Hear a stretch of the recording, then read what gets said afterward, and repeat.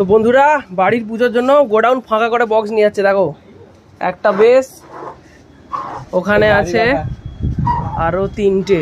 TMS সাউন্ডের মতো ভাড়া বলবি না, ভাড়া বলা যাবে না। এখানে একটা বেস আছে, এটা 18 ইঞ্চির, আর একটা 18 ইঞ্চির বেস আনছে।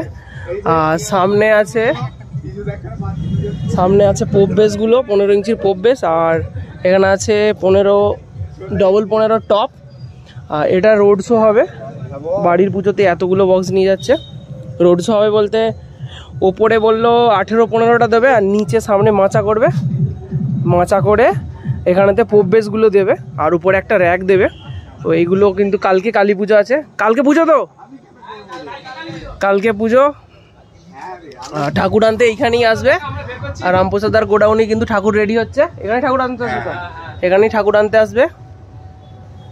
আর মেশিন কিন্তু কালকে যাবে, সব আজকে ভাড়ায় চলছে অলরেডি।